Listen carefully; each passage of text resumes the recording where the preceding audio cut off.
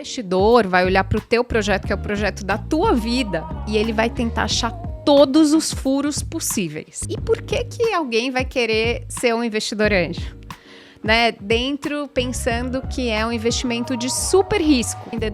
O bom empreendedor é aquele que não vai gastar tudo rápido, que vai controlando o dinheiro e vai fazendo as pivotagens que a gente falou.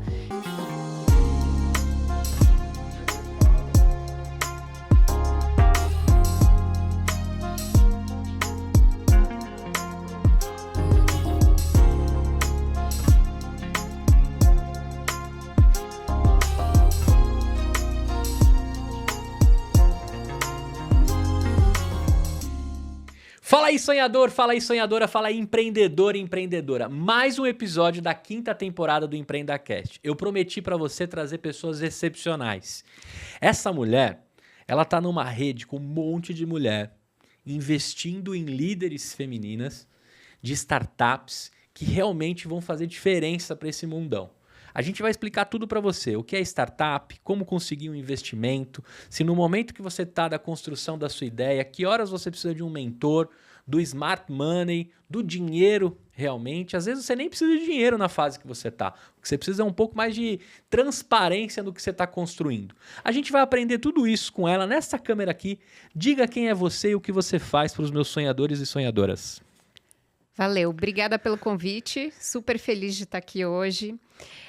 Eu sou a Érica, eu sou cofundadora do Sororité. O Sororité é uma rede de mulheres investidoras anjo. E a gente investe em startups que tenham liderança feminina. É isso que a gente faz. Legal. A rede existe há mais de 3 anos e nós somos mais de 140 mulheres investindo em mulheres. Que legal. Tem bastante cheque aí para distribuir, mas tem que ser ideia boa, né? Não adianta também só vir com a ideia assim, e o PPT. Tem que estar com a mão na massa também, né? Com certeza. Agora, deixa eu te perguntar. Quando a gente fala de mulheres investidoras dentro do mercado de startups e inovação, eu tenho uma foto de 2018. Ainda era um pouco tímida, né? A invasão das CEOs, das donas dessas startups.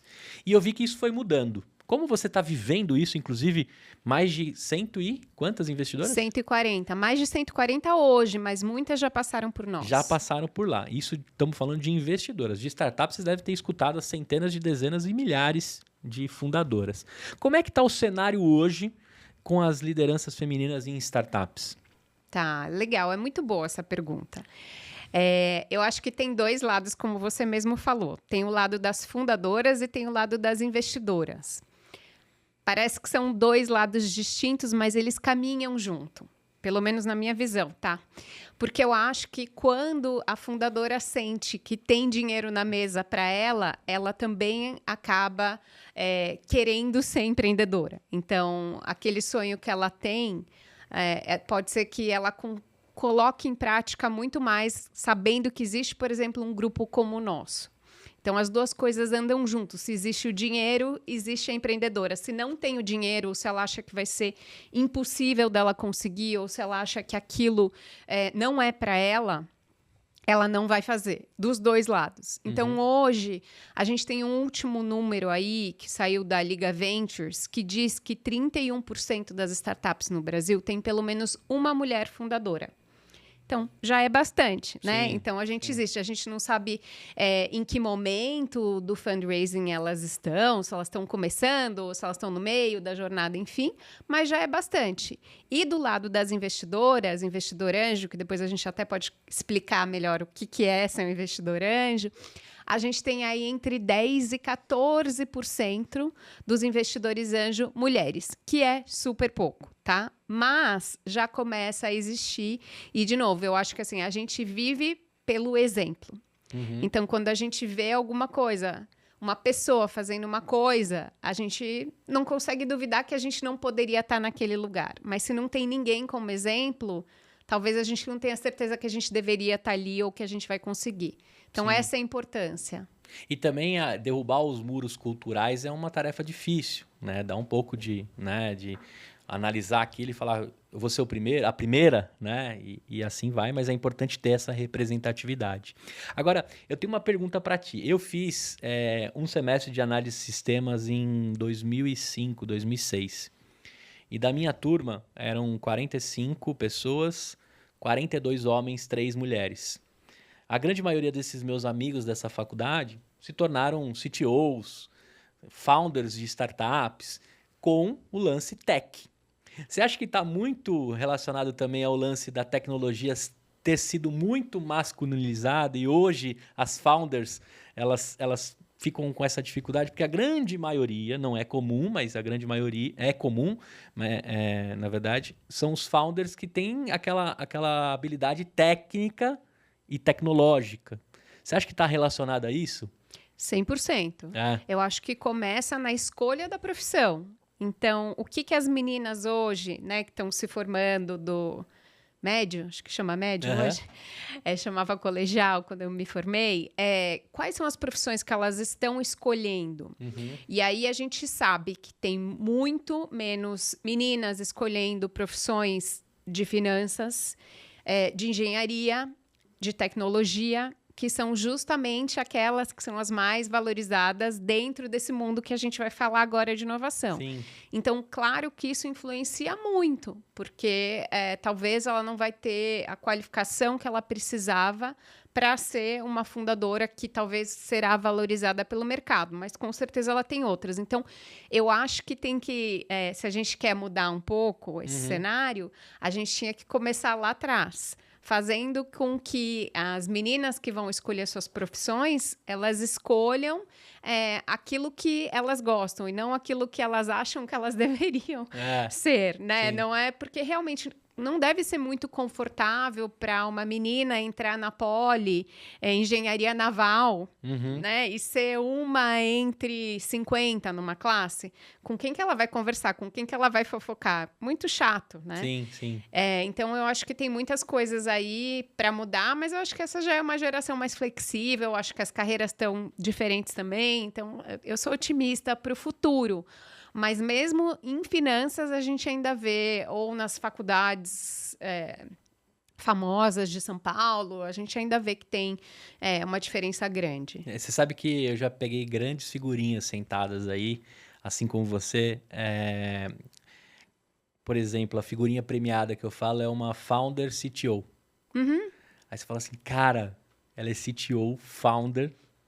O sócio dela não tem nada a ver com tecnologia, talvez é do negócio, e ela domina de ponta a ponta o que ela está construindo, mais as ideias que ela coloca. Aí você fala assim, cara, acertei na loteria em conversar. Achava que isso ia ser raridade, mas não, já está mudando bastante.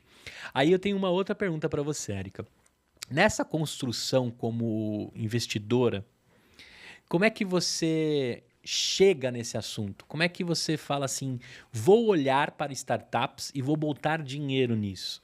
Eu queria te fazer essa pergunta e também entender qual foi a faculdade e a escolha que você fez lá no começo, né? Pós-colegial. Tá, então a minha escolha foi fazer administração. Beleza. Mas eu queria administração, não foi assim, eu não tenho nenhuma opção e eu vou fazer administração. Não, eu queria fazer administração. Eu queria trabalhar numa grande empresa multinacional, então isso já estava dentro de mim. E aí, na época, eu fui fazer GV aqui em São Paulo, eu sou aqui de São Paulo. E aí, na GV, a gente era uma classe de 50 e não era metade, mas assim, devia bem ter... heterogêneo, né? Devia ter um 40%. Mas a maioria das mulheres queria fazer marketing, como eu. E os homens queriam trabalhar em finanças. E é engraçado quando eu olho para trás, né? Eu fico pensando, putz, eu sempre gostei de matemática, por que eu não quis fazer finanças? Engraçado, né? E hoje eu trabalho com isso. Cálculo 1 e 2. Mas eu gosto. Então, é curioso. Por que eu quis fazer marketing? É curioso isso.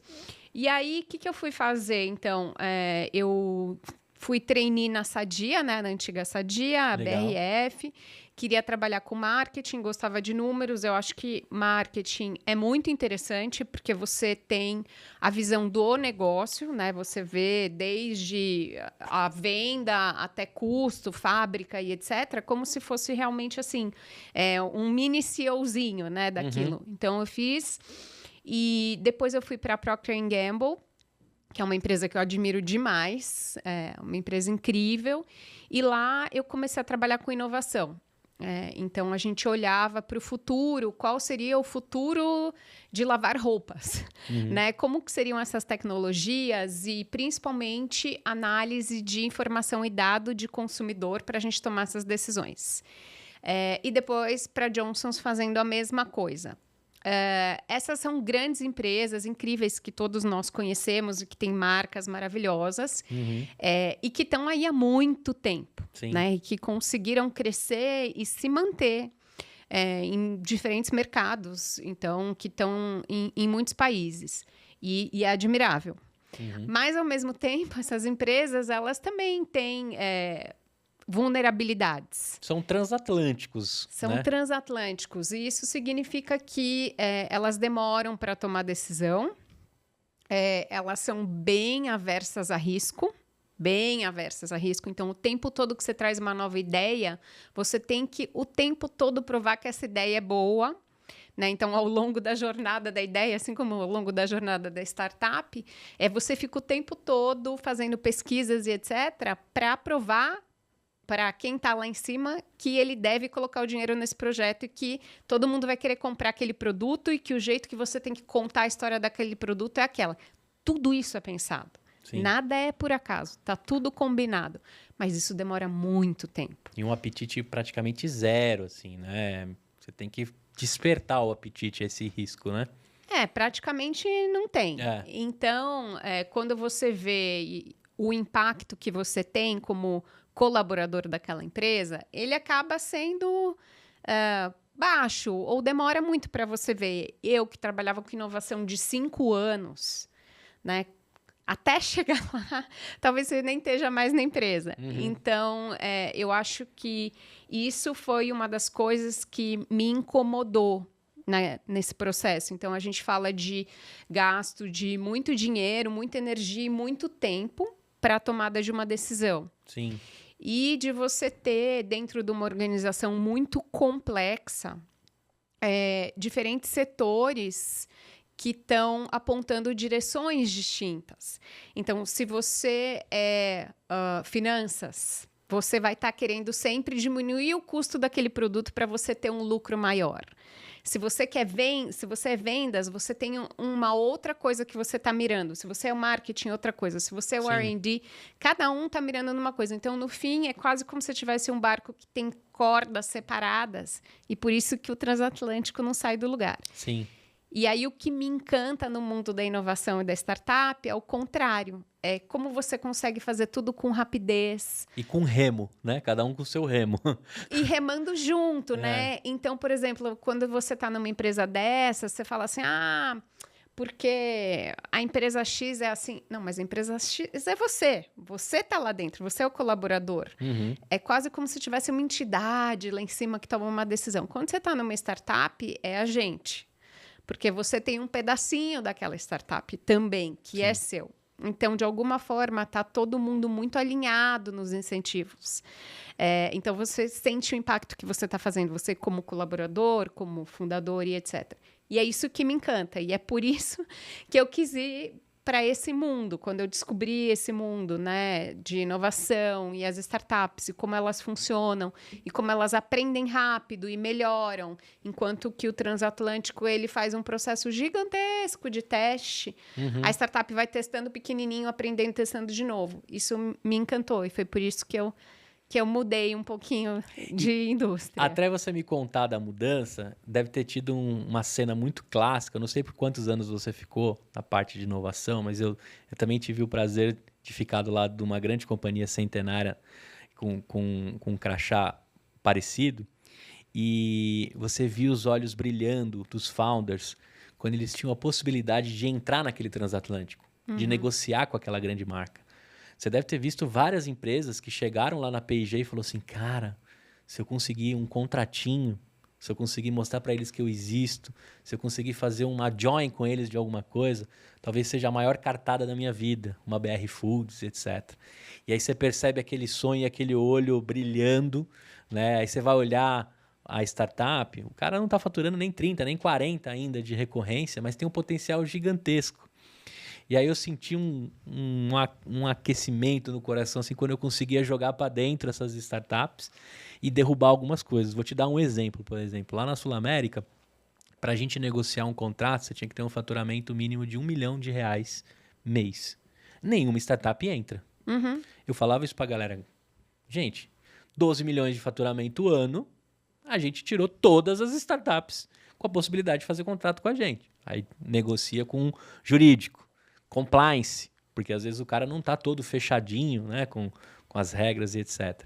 E aí quando começavam a entrar os primeiros contratos, eu falava assim, cara, deve ser um sonho você construir um negócio, conseguir entrar dentro de uma companhia e fazer rodar. E aí eu fechava mais, às vezes, mais com o empreendedor do que necessariamente o que a gente tinha que fazer na empresa. Você teve essa sensação também desse lance de sentir o coração batendo ali do founder e a possibilidade de ele negociar com as grandes que a gente já atuou? Com certeza, hoje eu vejo, né? Do lado que eu tô, eu vejo a importância.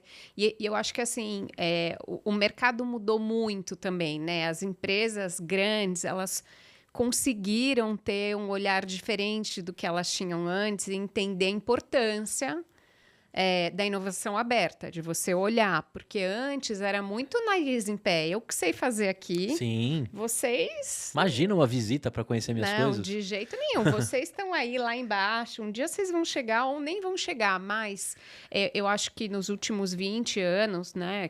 15 anos, começou a existir esse olhar das grandes e de valorizar quem está chegando e que está aí trazendo novidade, provocando, né? Provocando, porque eu falo, né? Eu fiz inovação em empresas maravilhosas que tinham R&D maravilhoso, né? Que tinham pesquisadores e que trabalham com moléculas novas e muita pesquisa, que é muito legal. Sim. Né? É muito legal. Então, assim, tem um dinheiro que está sendo investido em tudo isso. Destinado, né? Destinado. Então, são empresas que realmente estão trabalhando com tecnologia de ponta. E tudo bem.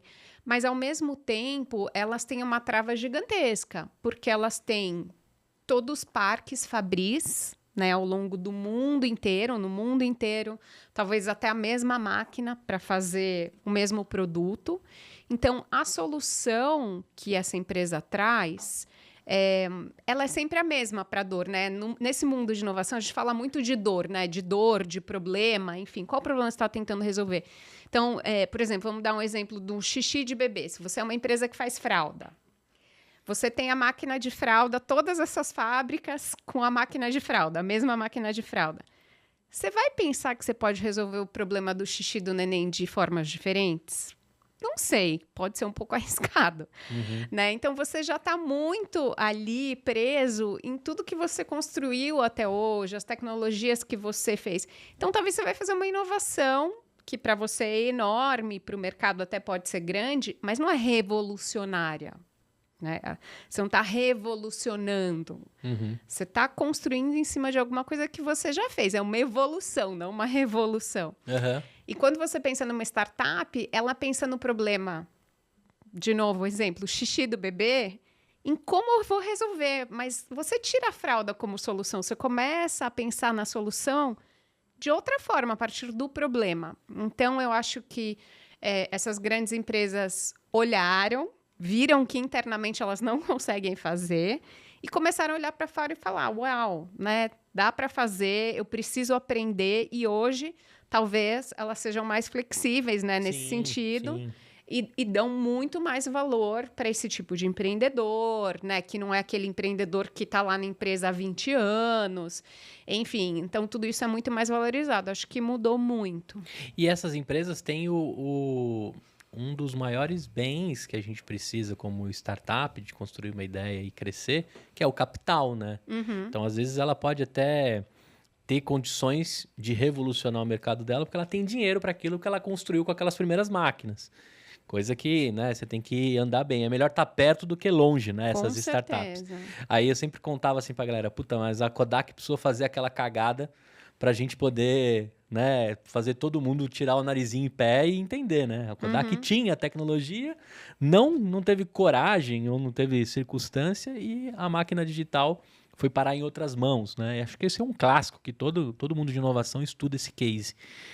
E na Sul-América, quando me perguntavam qual é a sua missão, o tempo que eu fiquei na garagem de inovação, eu falava assim, cara, é destruir a Sul-América. Dentro da Sul-América, porque eu sou filho dela. Então, se eu conseguir destruir o mercado de seguro, criar um novo aqui dentro, maravilhoso, né?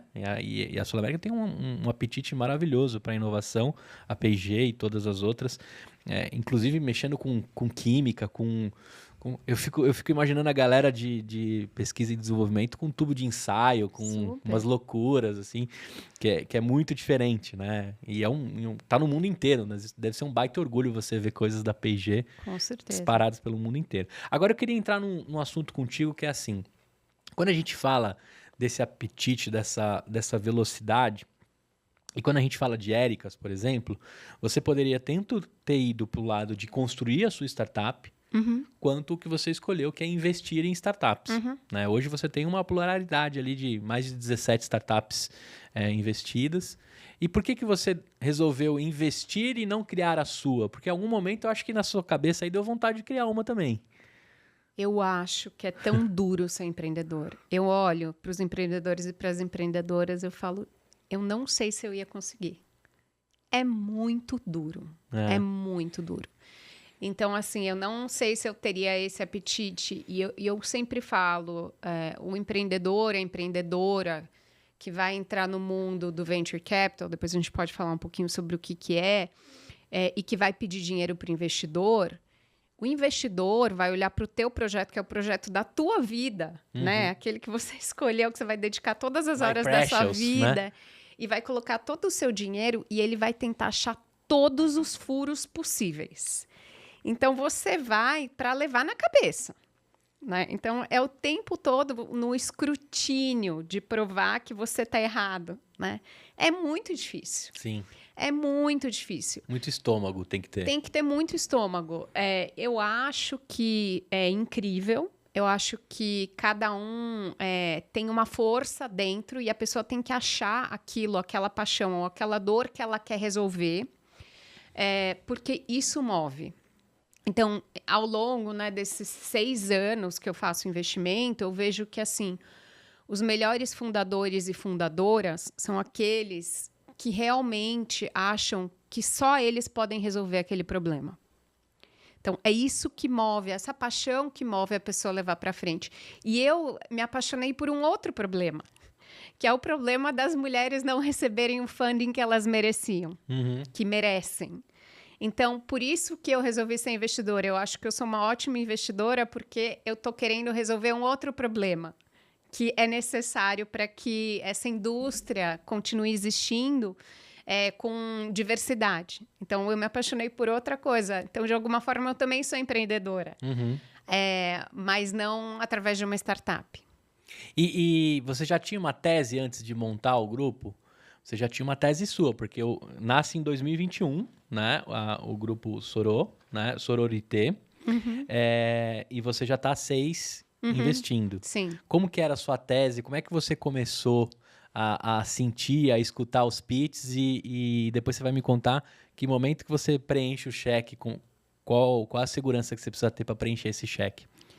Então, na verdade, eu comecei como qualquer outro investidor anjo, né? Que só explicando para o pessoal o que é um investidor anjo. É uma pessoa física, então você faz um investimento na pessoa física numa startup, como se fosse um investimento normal. Nesse mundo, ele funciona através de um instrumento chamado mútuo conversível, que é como se você fizesse um empréstimo para a startup, porque isso te protege um pouco mais como investidor. E por que alguém vai querer ser um investidor anjo? Né? Pensando que é um investimento de super risco, porque a gente tem aí uma estatística que a maioria das startups morrem. E morrem mais ainda se você começa no comecinho da startup, né? Que é quando os investidores anjo investem. Por que alguém vai querer ser investidor anjo? Por que você vai querer colocar o seu dinheiro suado, precioso e etc.? Por várias razões.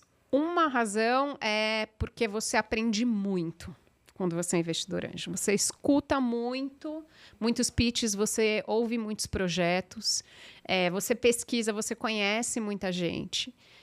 E você sente, quando você investe, que você faz o smart money, que significa o smart money? Você não vai colocar só dinheiro na startup, você vai colocar seu conhecimento, seu networking, você vai abrir portas de clientes para essa startup, você vai colocar algumas horas do seu tempo lá, você vai dar mentoria, você vai apresentar pessoas, você vai fazer tudo que você puder, porque você está no mesmo barco. Uhum. Porque se a startup der certo, você vai ganhar. Você ganha com a valorização da startup. Então, é por isso que as pessoas fazem. E também porque elas querem escolher quais serão as startups do futuro. Então, eu sempre falo, né, que esse mundo do Venture Capital, ele é feito por vários portões. Então, o empreendedora, ela não vai pedir dinheiro uma vez na vida dela, né? Ela vai pedir uma vez quando ela está no comecinho. E aí, a gente tem vários portões do Venture Capital. E o primeiro portão é o dos anjos. E aí, nesse portão, você tem vários guardas. Então, você como anjo, você é um dos guardas desse portão. E você vai decidir se essa startup vai ou não vai passar. Então, você tem muito poder como anjo, de alguma forma, né? Se você pensar que se o Google lá atrás não tivesse conseguido dinheiro, hoje ele não existiria... Puxa, olha o poder do investidor anjo. Então, lá atrás, quando eu comecei, a minha tese qual startup eu posso fazer o tal do Smart Money? Em quais startups eu realmente vou conseguir ajudar? E foi assim que eu comecei, dessa forma. Os primeiros investimentos que eu fiz foram assim. Aí, dentro dessa construção, você pegava um pedaço de equity daquela empresa. Dentro do... Negociado por Smart Money. Dentro do pensamento do mútuo conversível, o que você faz é você empresta dinheiro para a startup com direito de converter este empréstimo a um equity a depender de algumas condições que vão acontecer. Então, é assim que funciona. Você coloca dinheiro e você coloca tempo. Sim. E aí, até você criar esse grupo e reunir mais Éricas ali com o poder desse investimento, o que aconteceu e até o momento que em 2021 vocês criam? O que veio acontecendo? Quais os sinais foram dados, né? Então, os sinais foram os seguintes, né? No Brasil, a gente tem vários grupos de investidores anjo. É bem interessante, assim, que esse ecossistema foi criando.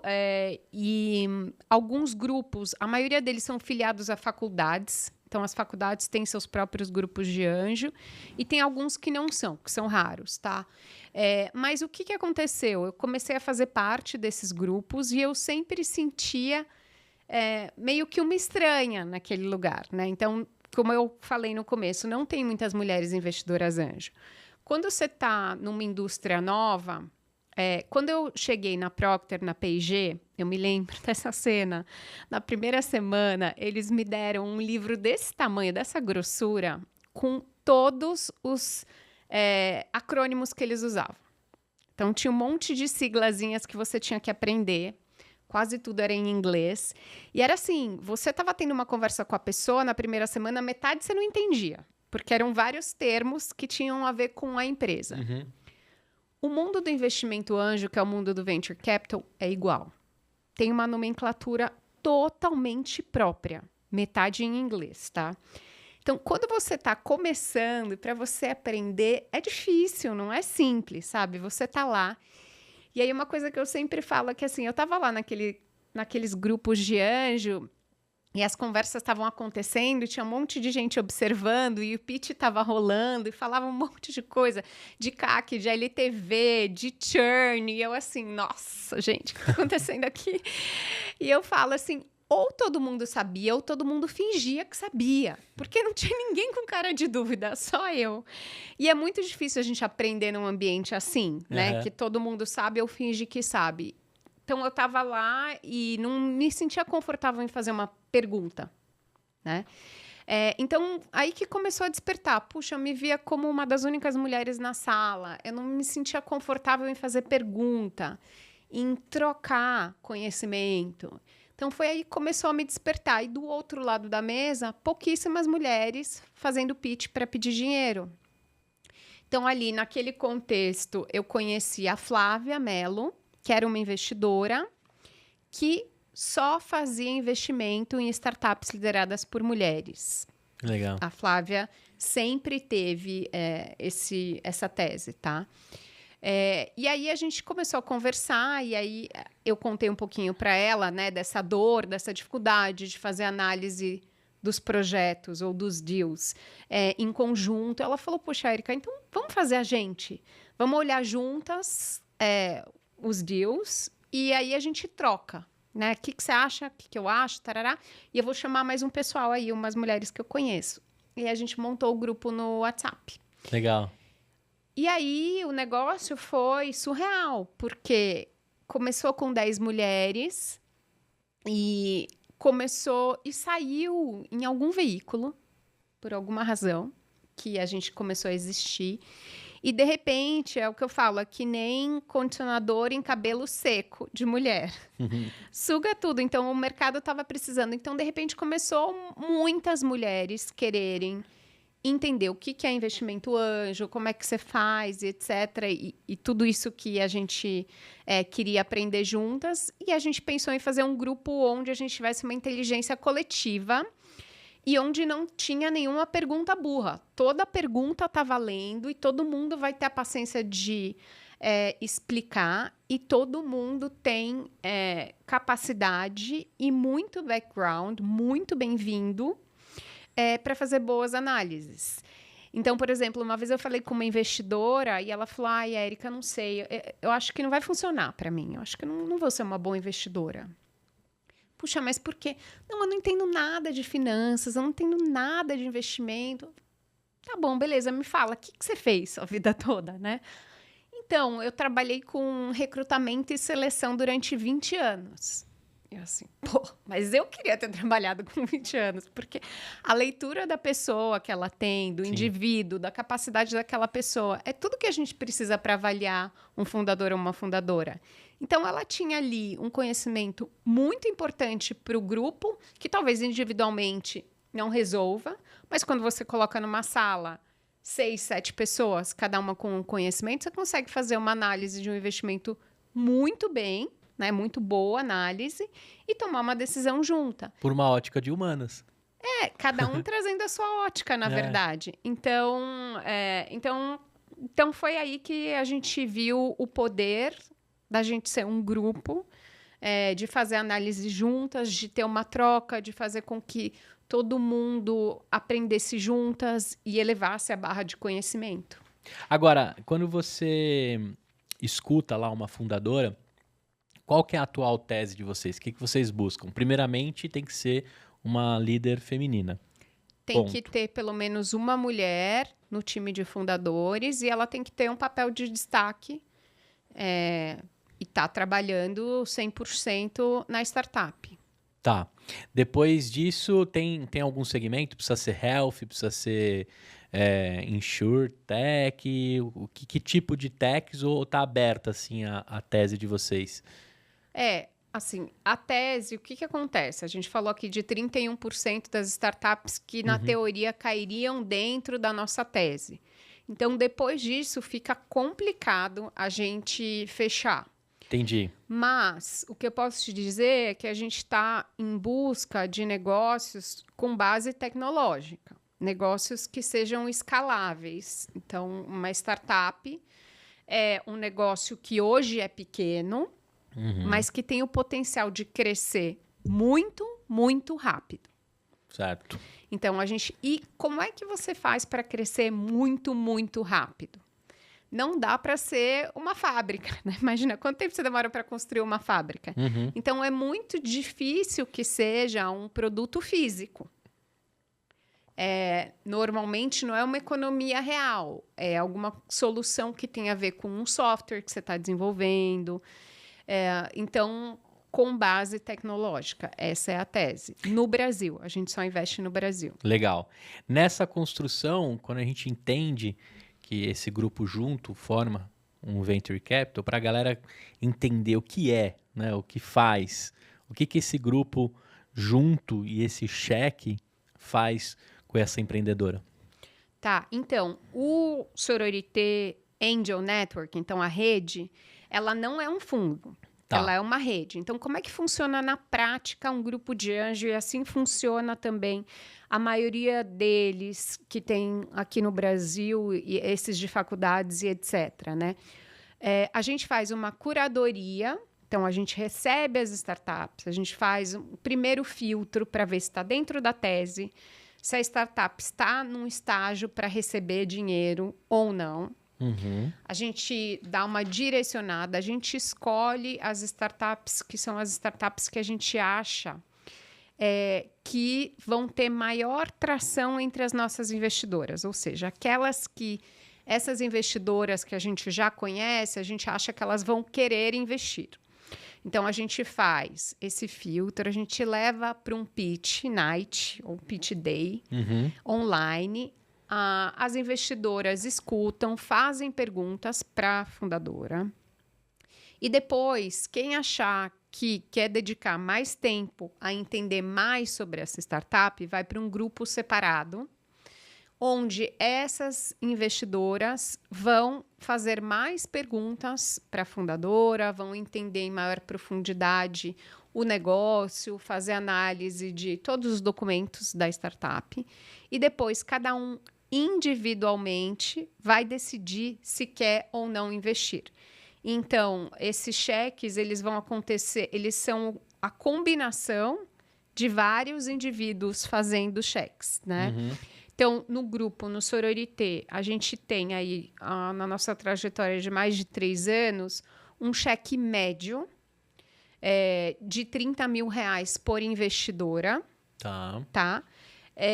E a rodada maior que a gente já captou foi de quase R$1 milhão. Captou no grupo, né? Esse grupo, compondo todas essas pessoas individualmente, aportaram mais ou menos R$1 milhão em uma startup. Então, é assim que funciona. E depois, né? Então, a gente fez o investimento, cada um na pessoa física, com mútuo conversível, direto na startup.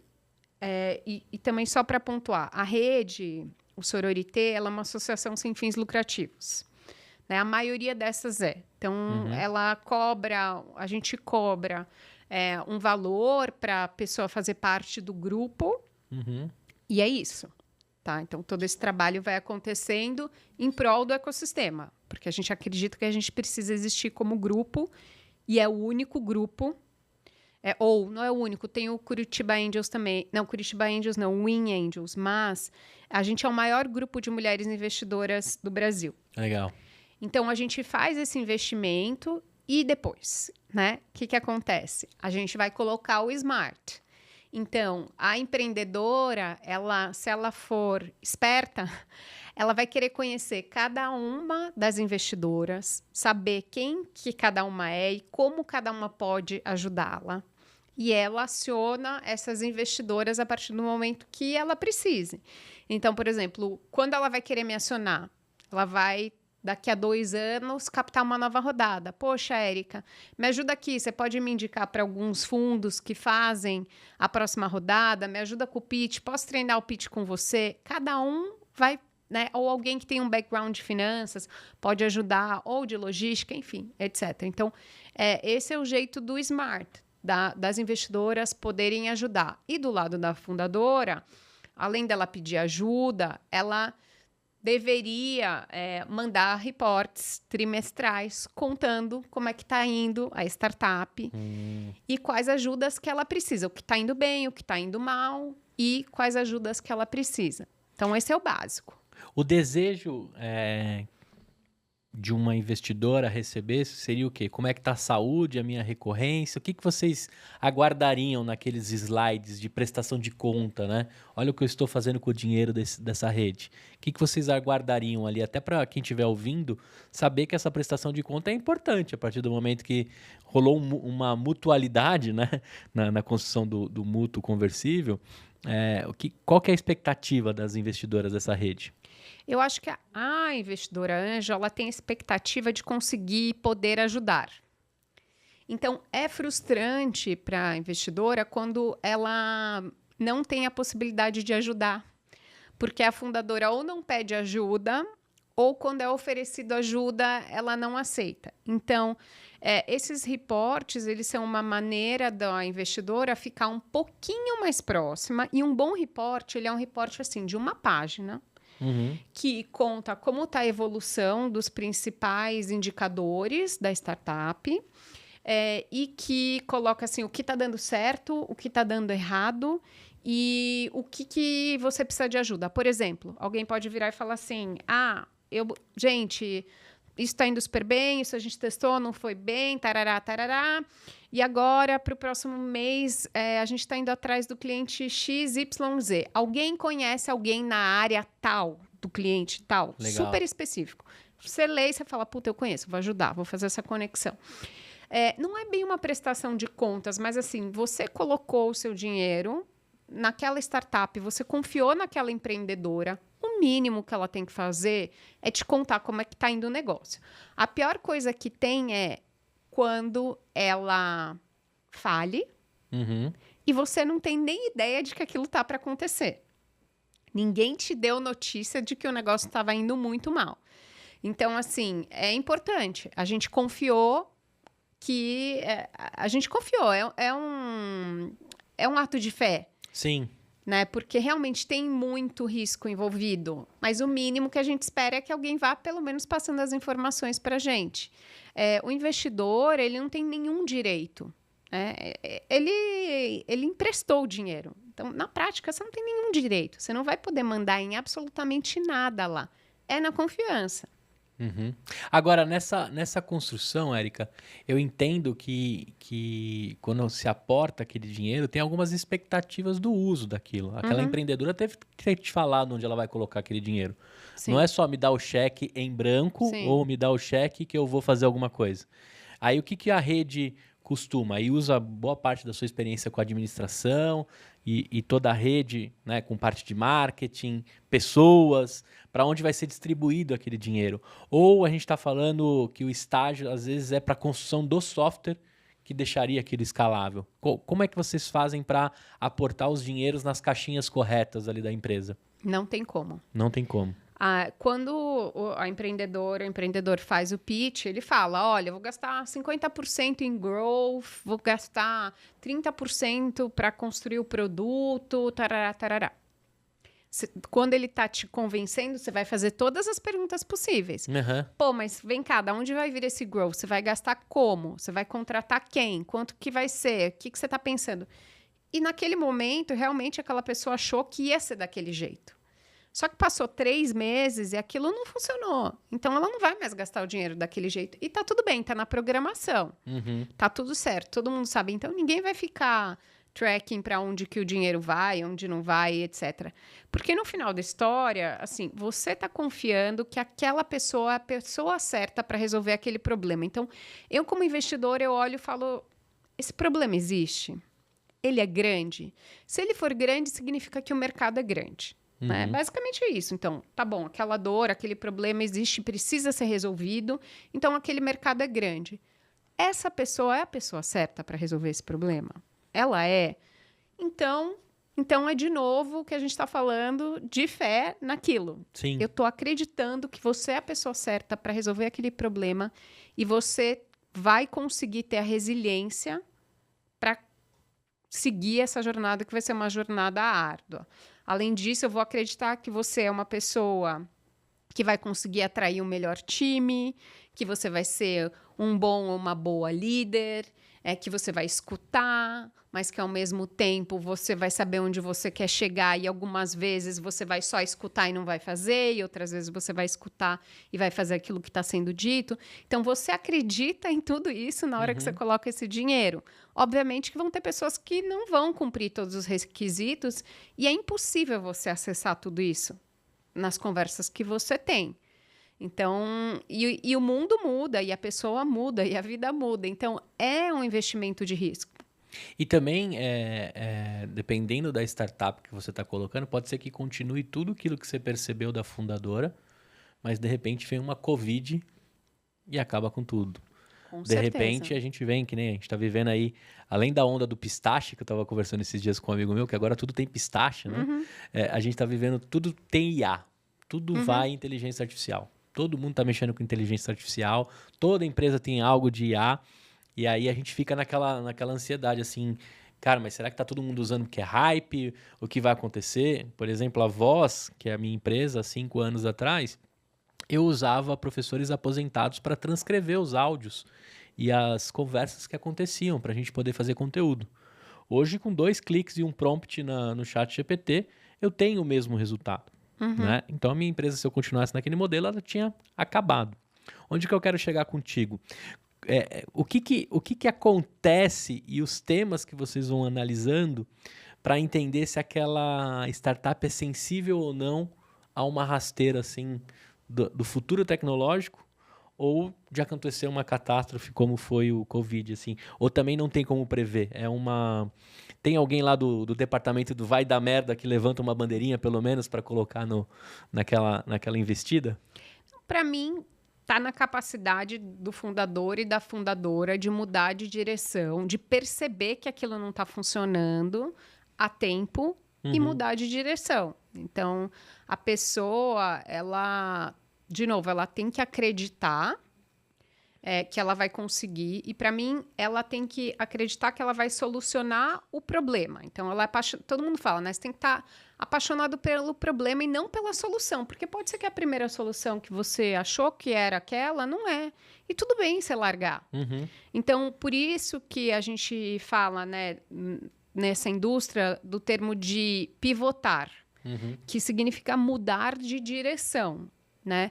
Então, de novo, você não está mudando o problema, você está mudando o jeito que você vai resolver. Então, você foi para um lado, aí você pensou, putz, não dá certo. Não é por aqui. Não é por aqui. Mas você tem que perceber que não é por ali e desistir, e tudo bem. E tentar mais um caminho, aí não deu, você tenta mais um. Por isso que a gente sempre usa a palavra resiliência. Né? Não desiste, não deu certo. E você com a sua resiliência e com a sua liderança.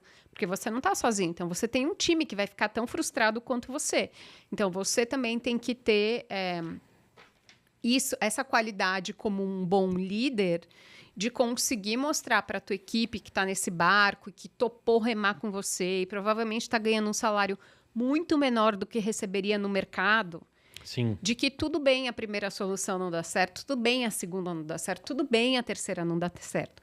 E aí você vai estar falando como líder para os seus colaboradores ou sócios e para os seus investidores, que também vão virar e falar, pô, mas calma, a primeira não deu certo, tudo bem, a segunda também não, a terceira também não, e aí acabou o dinheiro. E aí você, como fundador ou fundadora, você vai virar e falar, então, gente, não deu certo, eu estou captando uma nova rodada, no mesmo valuation anterior, para a gente continuar tentando, porque agora eu acho que eu achei a solução. Né? Então, isso acontece, é normal. Então, você vai ter que ter o poder de convencer todo mundo. Agora, quando a gente fala dessas fundadoras, a gente deve ter muitas escutando aqui, como é que vocês analisam a dedicação dela à startup? Eu queria voltar num assunto, porque às vezes ela está numa grande companhia com uma boa ideia, e aí eu queria entender de vocês, assim, qual o momento que vocês e o quanto vocês esperam daquela fundadora e qual o estágio que estaria aquela solução de problema dela. Sim. Então, assim, a gente sempre fala que antes dos anjos tem o Family, Friends and Fools. Sim. Então, assim, você está trabalhando numa empresa e você teve uma ideia, você não vai pedir dinheiro para o investidor anjo. né? Você vai pedir dinheiro para seu pai, para sua mãe, você vai pegar o teu salário da sua rescisão, enfim. Por quê? Você precisa acreditar em você antes de eu acreditar. Uhum. Então, eu como investidora, preciso falar, pô, ela investiu nela antes de eu investir. Uhum. E o que significa investir nela? Significa que ela está trabalhando 100% do tempo naquele negócio. Então, não tem mais metade aqui, metade ali. Ela acredita tanto que ela saiu do emprego dela e colocou o dinheiro dela naquilo que ela acredita. Tá De 100%. novo, eu não vou acreditar antes de você. Você precisa acreditar primeiro. Né? O seu pai, seus amigos têm que acreditar antes de eu acreditar. Então, você você achou o problema, você acha que você sabe a solução, você acha que você é a pessoa para resolver aquilo. E aí, você começa a achar um co-founder ou uma co-founder. Né? Então, você vai convencer mais uma pessoa. Importante. Quantas pessoas já foram convencidas daquilo, né? Antes de você querer me convencer. Então, quantas pessoas já foram convencidas de que aquilo pô, a co-founder dela é desse mercado e achou a ideia maravilhosa. Então, tá bom, maravilha, né? Quanto que você já percorreu nessa jornada? Quanto do produto já está desenvolvido? Então, quando a gente for investir como anjo, o produto já tem que existir e você já tem que ter clientes pagantes. Né? Não adianta no freemium, é pagante. Tá? Então, eu tenho 1000 clientes. Tá, mas é de graça? Você não sabe se alguém vai pagar por isso ou não. Então, você tem que ter clientes pagantes e você tem que estar tracionando. O que significa que a sua base de clientes tem que estar crescendo. Tá. Então, é nesse momento que um anjo, né, vai investir em você. Mas você pode começar a falar com o anjo muito antes, porque esse anjo pode te ajudar. Então, tem muitos anjos que dão mentoria, ou que olham e falam, putz, gostei muito daquela pessoa, ela não está pronta, mas vou fazer uma reunião cada 2 meses para ver como é que está a evolução, vou conhecendo e etc. Então, assim, você não precisa ir para o anjo só quando você for pedir dinheiro. Você pode ir para o anjo quando você quiser ajuda. Pra se cercar de boas mentorias, né? Boas conversas. Exatamente. Agora, você falou para mim que tem que estar com o produto pronto e com o cliente emitindo nota fiscal. Isso. Então, teoricamente, a pessoa já passou do MVP lá, que a gente falou tanto nas temporadas aqui do Empreenda, que é o mínimo viável do produto. Ela já superou. Né? Ela já está, de alguma forma, na versão 1, no release 2, na construção até 3 daquele produto. É nesse momento. Não adianta eu estar ali, de repente, com a construção, sei lá, minha empresa vai rodar eu vou oferecer pediatras para todo mundo, como nasceu a Docway, que a gente já conversou aqui com o fundador. Ele começou com um grupo no WhatsApp de médicos e um grupo de mães, quando a filhinha dele disse, pai, por que eu tenho que ir até o pediatra, que é tão chato? Porque ele não vem até mim. Aí despertou a ideia dele, ele fez os 2 grupos e começou a fazer o match. Esse momento ainda, ele está em validação, ele está em construção, não tem nada tecnológico. Não é o momento ainda do anjo aportar dinheiro, né? Do grupo de anjo, não. Pode ser que ele consiga um anjo investidor que acredite nele, coloque o dinheiro, um ex-chefe, etc. Uhum. Pode ser alguém, né, que meio que entra no Family, Friends and Fools. Sim, o Fools é muito bom, né? Que seriam os tolos, né? Os Na tradução literal, que eu como empreendedor e vários que você já viu dando pitch, é até chato chamar de tolos, que parece que a gente está, como se diz, fazendo ilusão aquilo. Mas, na verdade, os tolos, eles são cruciais, porque, na verdade, ele acredita em você. Sim. Ele... Às vezes eu já fiz pitch que o cara tava entendendo blá, blá, blá, blá, blá, blá, blá, blá, blá. Eu preciso de 15 pau para fazer tal coisa. O cara, beleza. Em quantas vezes? Posso te dar 3 de 5? Sim. E aí você fala assim, cara, ele não entendeu nada do que eu falei, mas ele tá apostando no meu CPF. É exatamente Mesmo que depois ele queira minha alma depois, né? Que eu vou ficar devendo para ele. Mas quando vai para a rede, já é um estágio um pouquinho mais de venda. Tá emitindo nota fiscal. Tem que estar emitindo nota fiscal. Pelo menos pra gente. Tá, e vamos também agora desmistificar o que é startup e o que é empreender. Porque pode estar vindo coisas lá que de repente a galera te chama na rede que não é escalável, é um negócio muito bom, pode ser até bem monetizável, mas não cabe com a tese, ou é muito de economia real. Vamos separar isso para a galera entender?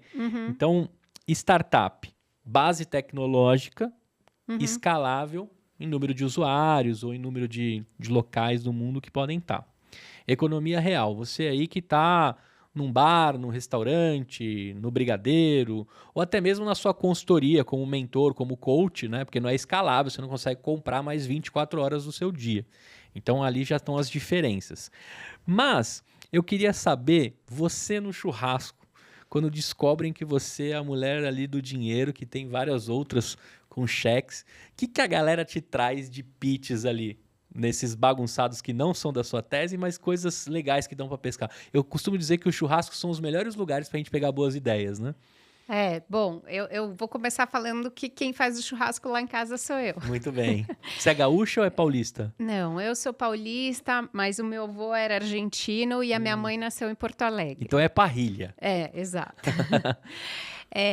Mas eu acho que tem muito essa confusão que você está falando, tá? Muito, muito, muito, muito.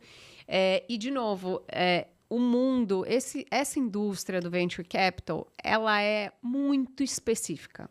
Todo mundo está buscando um tipo de empresa muito específico. Então, é muito importante para o empreendedor e empreendedora, porque empreendedor são todos, né?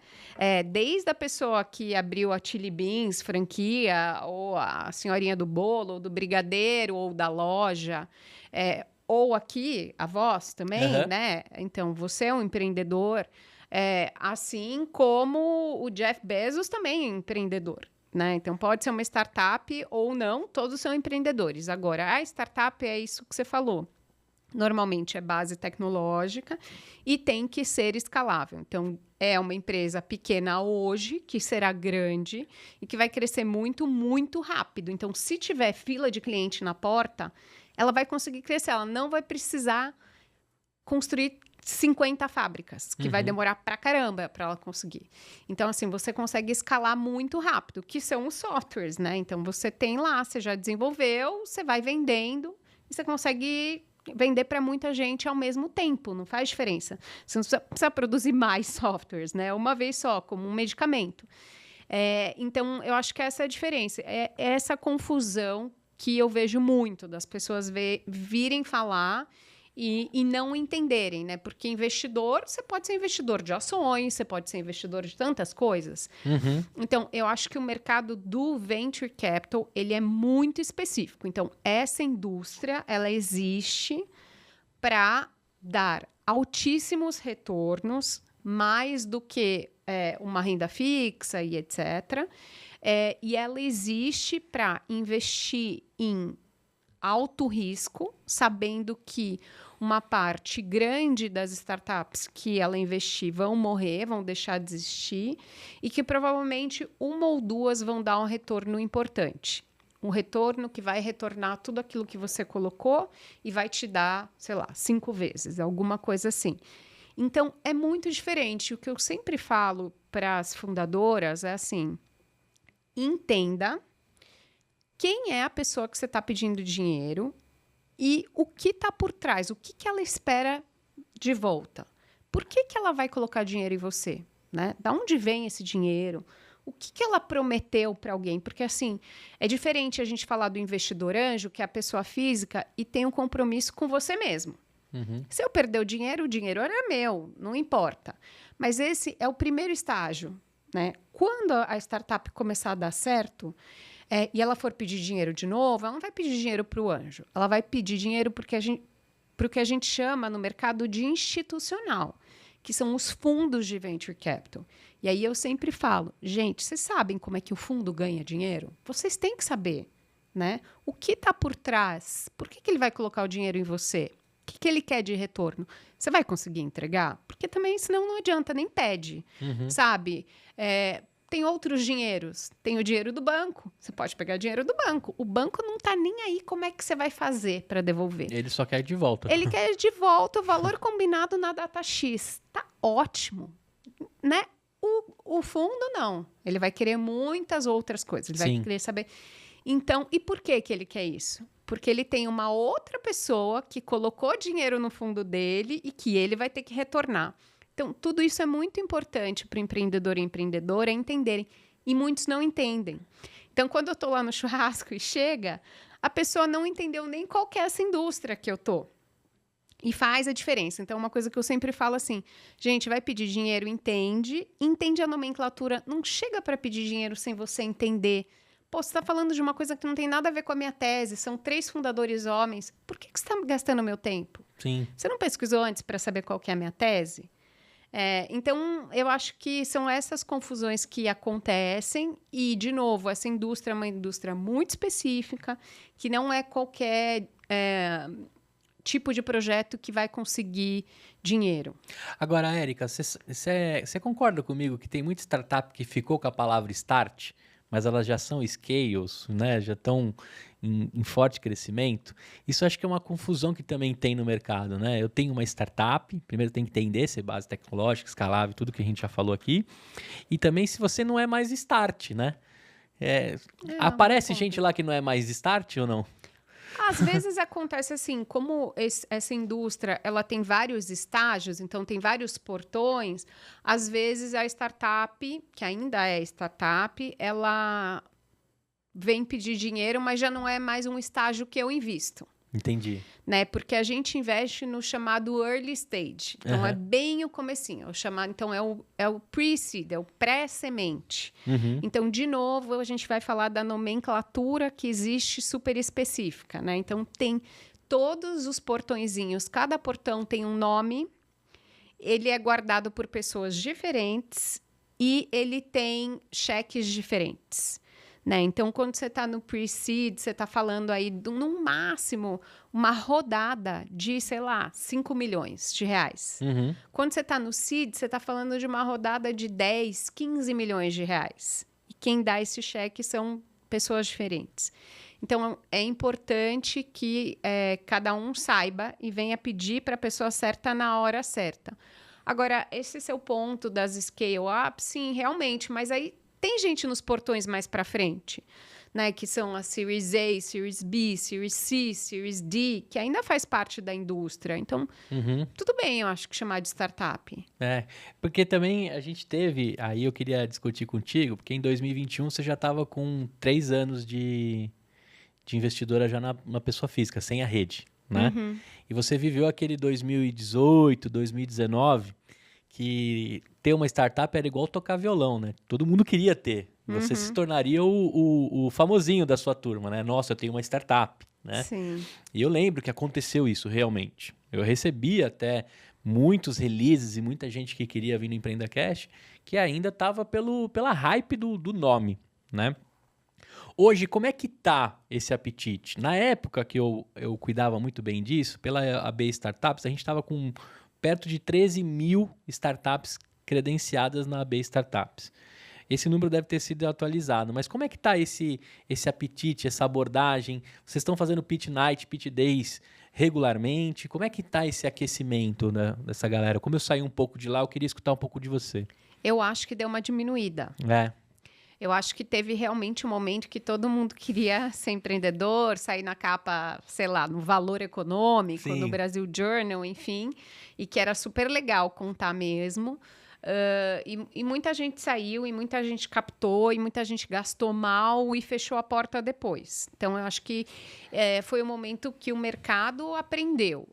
E eu acho que foi super válida essa lição que todo mundo aprendeu, né? Porque na hora que você está lá no meio do furacão, você nem percebe o que está acontecendo. Então, acho que teve um momento que tinha muita oferta, né? Tinha muita startup e também tinha muito dinheiro. Depois teve um momento que o mercado parou praticamente e agora ele está voltando, mas não é no mesmo nível que era antigamente. Então, eu acho que hoje, para uma pessoa empreender, ela pensa muito, né? Ela vai pensar porque ela sabe, ela entende que é árdua essa jornada. Talvez lá atrás não parecesse tão árdua, porque as histórias que eram contadas eram histórias muito bonitas. Sim. De muito dinheiro, do cara que colocou 10 mil reais e ganhou não sei quanto e tal. Eu acho que isso já não existe mais.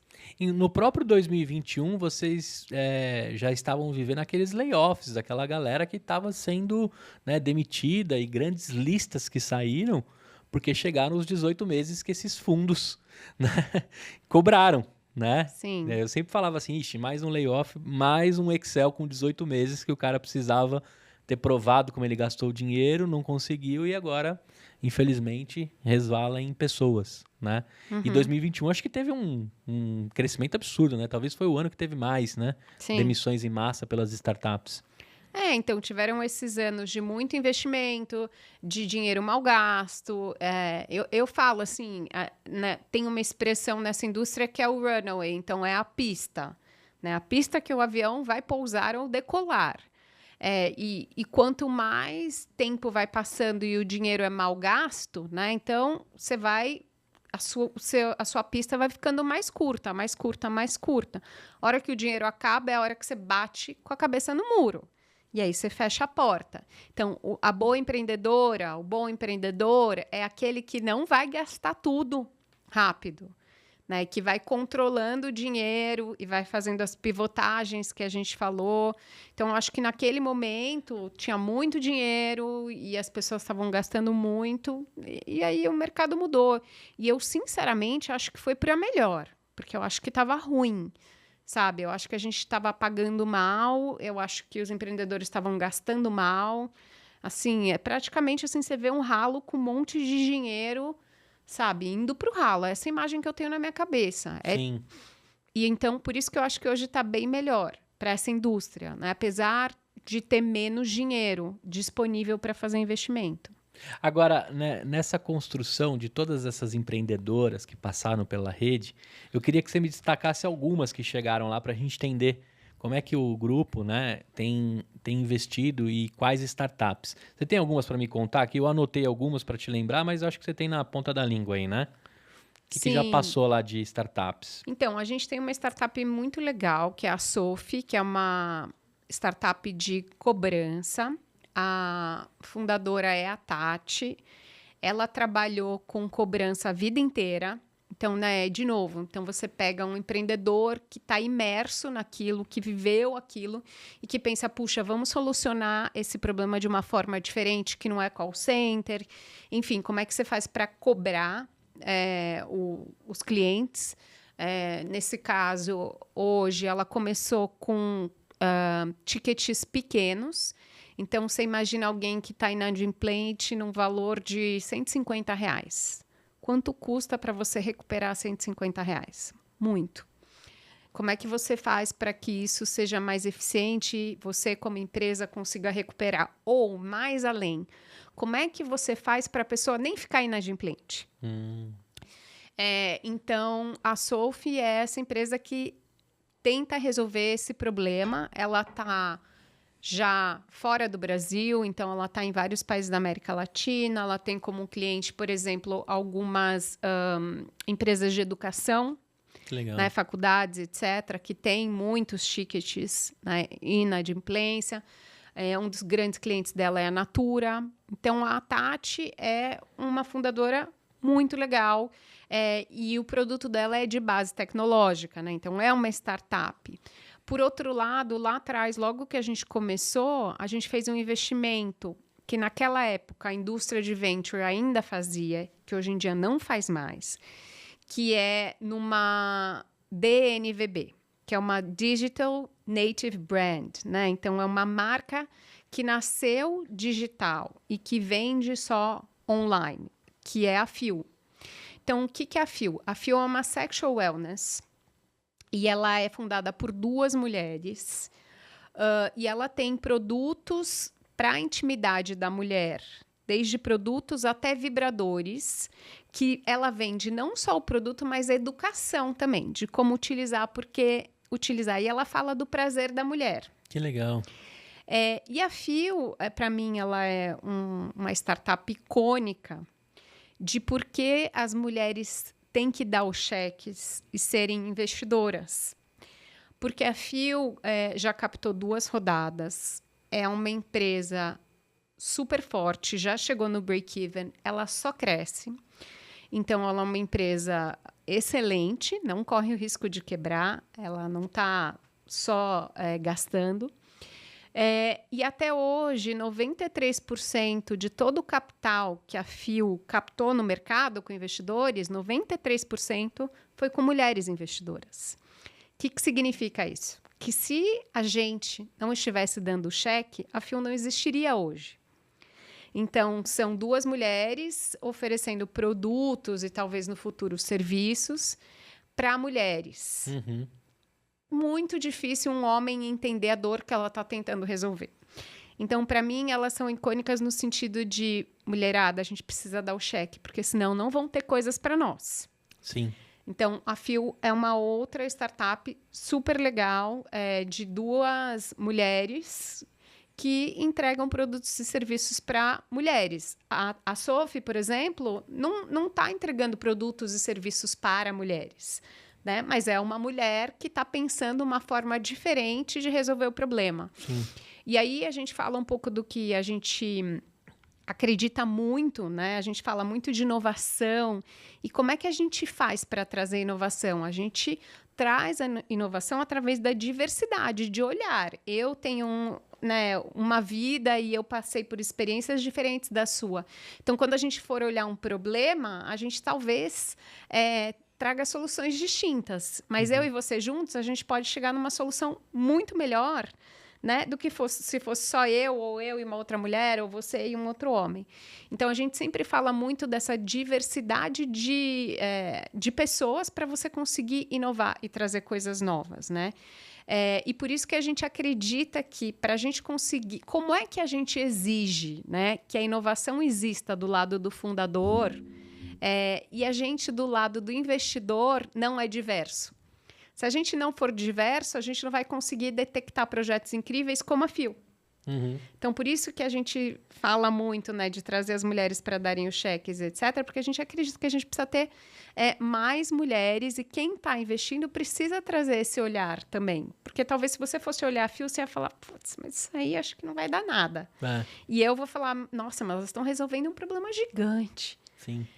Então, essa importância. Essas 2 são bem diferentes, né? Mas elas ilustram um pouco, né, do que pode ser investido por nós. Sim, e essa diretamente pela anatomia em si, né? Homens sentados do outro lado da mesa jamais conseguirão ter noção da dor e do que elas levantaram de hipótese, né? Exatamente. Não ia ter como. É da construção humana, né? Da anatomia estabelecida. Mas, de repente, se você tem um time de investimento que é composto por homens e mulheres, Sim. o homem não vai ver, mas a mulher vai falar, gente, essa é uma mega oportunidade. Sim, e aí acho que vem uma outra coisa também, né? Que eu já tive muitos relatos de fundadoras aqui que tiveram... A Tati da Vitude, que passou por aqui, ela teve que fazer 1000 e poucas conversas para conseguir né? Sendo que muitas ela entrou e pelo fato de ser mulher, ela teve dificuldade até de conseguir a atenção do fundo, né? E a gente tem aí alguns outros pontos que precisam ser desconstruídos, tanto na camada executiva, né? Na parte de fundos, e aí é o ponto que eu ia trazer. Você tem que ter um time diverso e você tem que dar voz para esse time. Sim. Porque também não adianta ser ali, né, o último a falar e não absorver daquela diversidade, né? Que a gente ainda vê umas dificuldades, assim, principalmente em diretorias e etc. E em fundos também acontece. Agora eu queria te perguntar o seguinte. Você como investidora anjo, 17 investidas, há 6 anos no mercado, você sabe que é a longo prazo. Eu, por exemplo, morreria de ansiedade. Eu tomo 80 miligramas de Prozac de tão ansioso que eu sou. E acompanhar, eu vejo você muito lúcida, muito calma no seu discurso de algo longo. Como é investir, distribuir em 17? Tem mais apetite para outras? E como é que você mede isso? É uma década? São 2 décadas? Que horas que isso volta? Eu acho que assim, tem 2 modelos, né? Tem o modelo do investidor anjo que está investindo o seu próprio dinheiro. Então, assim, você não tem hora para voltar, você separa aquele dinheiro, né, dentro, né, do teu perfil como investidor, como um investimento de altíssimo risco. Altíssimo. Altíssimo risco. E aí, como é que você pensa, né? Você, pessoa física, você fala, puxa, a gente sabe aí que se você tiver 10 startups, umas 5 vão morrer. Já sabe, já está dado. Então, você já sabe, 5 vão morrer, umas 3 vão andar de lado, não vão para cá, não vão para lá, vão receber mais uma captação, mas não vão crescer para caramba. Aí uma vai ir bem e a última vai ir muito bem. Então, você já sai pensando nisso. Pensando que você precisa diversificar. Né? Investimento é diversificação. Então, você vai diversificar. Você vai colocar moedinhas, né, em projetos diferentes. Porque isso faz com que você tenha mais chance de acertar. Qual que é o pior erro de um investidor anjo? Eu fiz 2 investimentos. Nossa, gente, você fez 2? Não, você tinha que ter pego o mesmo dinheiro e dividido por 10. Né? Então, você pega lá o teu capital que você vai alocar para risco, você divide por 10 e você não faz todo o investimento em um ano, porque já pensou se for um ano tipo 2020, que está tudo super caro? Então, você vai alocando, né, ao longo dos anos, ao longo de 3, 4 anos. É assim que funciona. Para a pessoa física. A pessoa física ela não tem prazo para retornar, o dinheiro é dela. Quando você está falando do institucional, no fundo, aí sim, você tem 10 anos.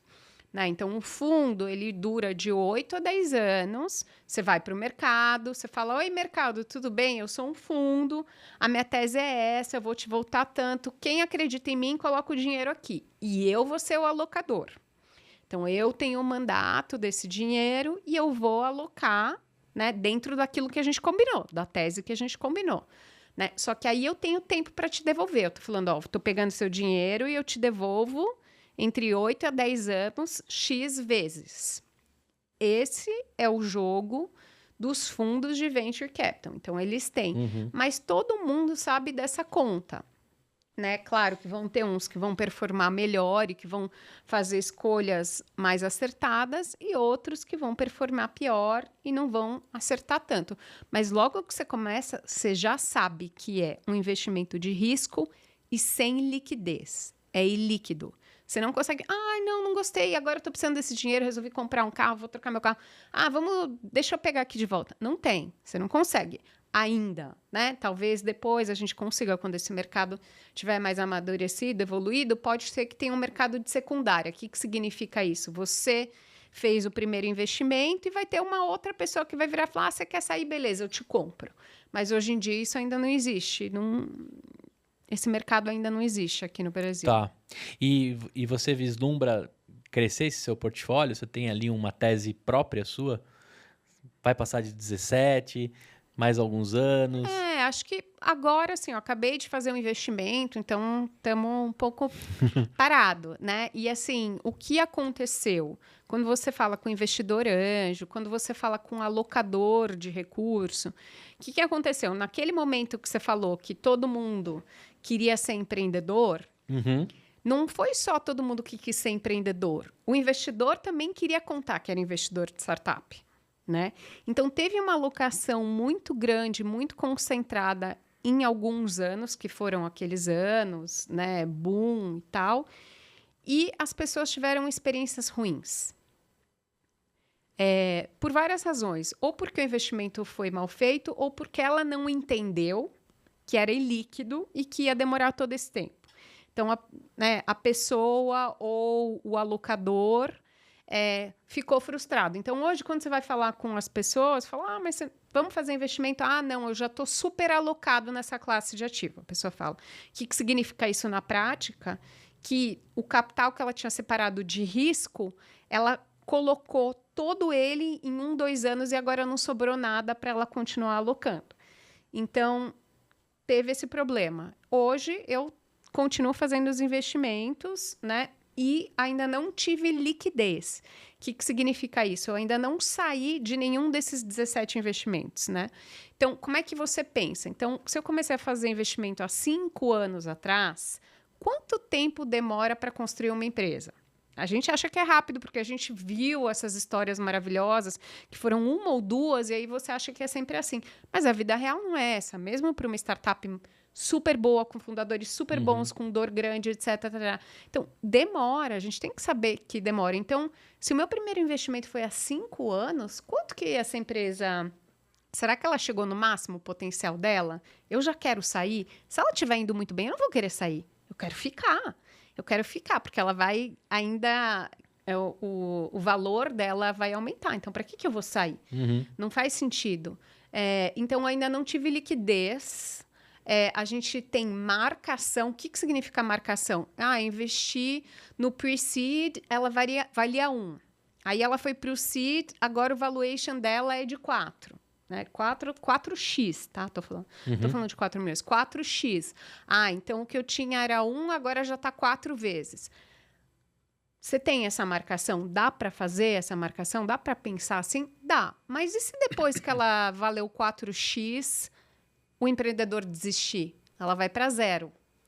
Então, ele é uma marcação que é uma marcação, né, mais ou menos. Ela existe, mas não necessariamente alguém vai pagar aquele preço. Teve algum caso que você precisou pegar o dinheiro de volta? Você desistiu da startup? Então, isso no mercado não é bem visto. Quando você investe através desse instrumento que a gente falou de mútuo, que é meio que um puxadinho que a gente fez aqui no Brasil para proteger o investidor, na prática você não vai pedir esse empréstimo de volta se essa startup fechar. Isso já está pré-combinado no mercado. Entendi. Todo mundo já sabe que é assim que funciona. Se falir, você não vai lá para a lista dos credores. É assim. Então, não. Então, você nunca pede de volta. Você já sabe que se perder, você perdeu. E tá tudo bem. Faz parte do jogo. Sim. O que pode acontecer, de repente, naquele empreendedor que você acreditou para aquele negócio não deu certo, se ele abre uma nova, talvez ele te dê uma condição especial diante de algum dinheiro que você já deu para ele, né? Isso eu já vi acontecer já, né? Você já me deu 100 lá no passado, nesse valuation aqui eu estou considerando aquele 100, e aí vai do empreendedor e o anjo em si, né? Pode ser. Isso é uma coisa que acontece. Mas aí eu queria fazer, você que consome muito podcast gringo, o americano, ele tem esse descompromisso. O empreendedor, eu sinto que o empreendedor americano não deu certo, bola para frente, desculpa aí por ter perdido seus milhões, e eu vou seguir, vou continuar. O próprio fundador do WeWork pediu dinheiro para um monte de gente, fez maluquices com o dinheiro e tantos outros nomes aí. No Brasil, me parece que tem assim um compromisso, um romantismo. Eu já recebi dinheiro de anjo e eu fico com aquela coisa, eu preciso mostrar pro cara que ele fez um bom investimento. Eu preciso mostrar que ele acreditou em mim e eu vou mostrar para ele. Né? Então, antes de qualquer situação de quebrar, eu vou tentar de tudo. Aquela coisa assim, eu morro atirando. Né? O brasileiro morre atirando. O americano já é mais solto. Faz sentido o que eu estou falando ou não? Você sente isso nas founders? Eu não sei. Eu acho que também tem uma coisa... Tem a ver com a complexidade de fechar uma empresa no Brasil, né? De você ficar com o seu nome sujo, de você levar uma trabalhista. Então, assim... É muito mais duro você fechar uma empresa no Brasil do que você fechar uma empresa lá fora. Sim. Então, não sei se tem a ver com isso. Eu não acho que tem a ver com nacionalidade, não. Eu acho que tem a ver com você escolher a pessoa certa, né? A pessoa que seja realmente resiliente. E, de novo, é isso. Eu acho que, para mim, se a pessoa acreditar que ela é a única pessoa que consegue resolver, sim, ela vai ter uma vontade de continuar muito maior do que aquele fundador que naquele momento achou uma oportunidade no mercado e aí ele vai lá explorar aquilo, sabe? E que não vai ter um impacto gigantesco. É transacional, é grana, né? Todo mundo quer grana. Mas eu acho que os empreendedores de verdade, eles querem resolver um problema que eles acreditam que precisa ser resolvido. Isso era uma próxima pergunta que eu ia te fazer, assim, quando você está lá no Pitch Day, no Pitch Night, como é que você traz o seu jeito, tem o jeito da rede, da galera, mas o seu ali, olhando a fundadora. Tem alguns aspectos que você, Érica, avalia, assim, de sentir que aquela mulher vai até o fim? Como é que você faz? Porque são poucos minutos que você tem ali para poder fazer várias avaliações. Mas você tem um método seu, assim, de considerações? Não, eu acho que, assim, a primeira coisa uma das coisas mais preciosas que a gente tem é o tempo. Então, numa primeira conversa, a minha pergunta, né, que eu faço para eu mesma vale a pena eu investir mais tempo nesse projeto ou nessa pessoa ou não? Eu acho que é alguma coisa que pode virar um investimento ou não? Então, essa é a primeira pergunta que eu faço, porque você nunca decide se você vai investir ou não num pitch de 5 minutos. Você decide se você vai investir ou não o seu tempo. E aí você continua conversando com aquela pessoa até você decidir. Você fala, puxa vida, mas ninguém pensou sobre isso. Nossa, realmente, esse é um problema que precisa ser resolvido e etc. Mas a verdade é que é muito difícil de você acessar. Então, o jeito mais fácil seria se você estivesse acompanhando a jornada daquela empreendedora ou daquele empreendedor. E aí você fosse vendo que aquela pessoa, você deu um feedback, você falou, putz, mas ó, vem cá, esse teu pitch aqui não tá legal. Vai lá aprender como é que faz pitch nesse mundo aqui, depois você volta. Né? E a pessoa passa um mês e já se transformou, já está falando a língua e etc. Então, eu acho que também tem a ver com você fazer essa relação e você ver evolução. E daí depois tem uma outra questão que é a seguinte, tem os vieses na hora de você olhar e ouvir um pitch. Então, hoje, eu só vejo pitch de mulher. Então, eu não sou enviesada mais, né? Mas, assim, a gente sabe que tem uma diferença grande do tipo de pergunta que uma fundadora recebe versus um fundador, que às vezes você tem uma CEO mulher e aí na sala, e você tem o CFO, que é o co-founder, com até menos equity do que ela, e ela está numa sala de pitch e todo mundo pergunta para ele e não para ela, sendo que ela é a principal figura daquela empresa. Então, assim, isso existe e atrapalha muito na hora de você, como investidor, avaliar aquela startup e aquele negócio. Né? E é muito difícil a gente se desprender disso. Essa é a verdade. Porque, no fim, você sempre vai dar mais atenção, talvez, para aquele que é igual a você. Aquela pessoa que teve uma jornada parecida com a tua, que fez uma faculdade parecida ou a mesma, né? Automaticamente você já cria uma empatia por aquilo. Então, você como investidor, é muito difícil, sabe? Às vezes eu olho uma pessoa falando e falo, puta, essa pessoa, gente do céu, não sabe falar, socorro. E eu falo, não, mas calma, deixa eu tirar isso, porque ela pode aprender a falar, né? A ser mais enfática, a ser melhor vendedora num pitch. E deixa eu tentar olhar a ideia que ela está me mostrando. Legal. Mas eu acho que é um exercício nosso, o tempo todo, né? Da gente tentar tirar esses vieses. Então, eu não tenho nenhum segredo para te contar. Ah, eu faço assim. Eu só posso te dizer que eu fico me policiando para não... Né, assim, putz, não, a pessoa... ela fez Stanford, né? Antigamente tinha isso, né? Os MBAs lá fora e etc e tal. Você já falava, já entrava, a pessoa já entrava com uma estrelinha a mais. Né? A gente tem que sempre pensar e falar, pô, mas essa pessoa de Stanford também vai ser a primeira que o negócio começou a dar errado, ela volta para o mercado correndo. O outro que fez a Faculdade Federal da Bahia, que correu atrás, nananana, esse não vai desistir.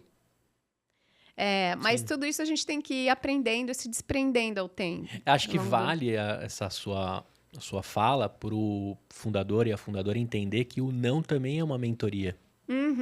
O não de um fundo, o não de um anjo, o cara tem que tirar o melhor. Eu já tive casos assim que o cara ficou putaço, porque foi questionado, foi, né, colocado em xeque algumas discussões, mas o cara não olhou com o copo meio cheio de dizer assim, se teve essas perguntas, é ali que eu preciso amadurecer.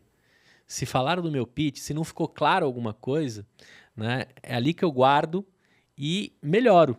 Porque esse não diz muita coisa, né? O feedback ele é maravilhoso, né? Tanto para a sua carreira quanto para a sua jornada de captar dinheiro. E aí eu comentava muito assim, cara, vai pitar. Quanto mais você está pitando, mais você vai aprendendo. E às vezes você mesmo se convence com aquele monte de não que realmente é não. Que isso é uma coisa também que você tem que separar a resiliência de teimosia. Total. Né? Às vezes chega uma hora que é não. Né? Mas também pode lapidar para virar um grandioso sim. Né? A gente tem um caso muito clássico que é o dono do WhatsApp. Né? Antes de vender para a Meta, ele recebeu, acho que, uma série de nãos. Né? Até a própria empresa que ele trabalhou. Agora, na hora que você constrói isso, que você entende...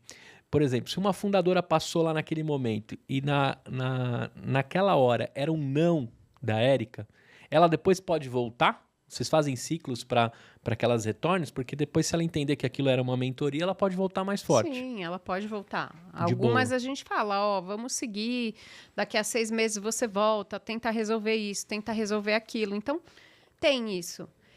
Mas eu acho que é um pouco do que você falou. Tinha um chefe que falava assim, feedback é um presente. Então, você recebe esse presente. Sim. Então, alguém ouviu, você avaliou, pensou e está te contando, né, como que você pode melhorar. E é isso, treino, essa escuta é muito importante da parte do empreendedor, né? Isso que você falou da teimosia. Eu sempre falo assim que o empreendedor, ele tem que ser, e é uma palavra que em português ela não é muito bem traduzida, tá? Que é humble.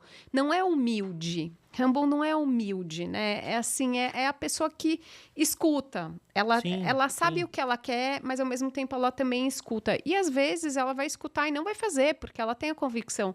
E tudo bem, de novo, né? O investidor, ele não é o dono da empresa. Eu estou investindo no empreendedor. Sim. Eu estou investindo que aquela pessoa vai conseguir resolver os problemas. Eu vou ser um enabler, eu vou ajudar um pouquinho. Sim. Mas eu tenho que confiar que aquela pessoa vai resolver. Então, eu acho que sim, a pessoa pode voltar. Eu acho que essa questão da evolução é importante. E faz parte desse caminho. Mas, de novo, vem a palavra resiliência. Sim. Porque você vai ouvir muito não, é isso. O investidor vai estar sempre tentando achar buraco na tua tese. Pô, mas isso aqui não vai rolar, né? Então, assim, o empreendedor tem que ser muito otimista, porque o investidor ele vai ser pessimista até ele sentir confortável e falar, não, eu vou ser otimista aqui, eu vou acreditar que essa pessoa vai resolver. Porque você nunca tem certeza de nada. Se fosse com segurança e sem buraco, não era venture capital, porque venture capital é de adventure. Então não é essa indústria, não é esse o investimento. Se é para ser seguro, então não é aqui. E também não vai estar dando tanto retorno.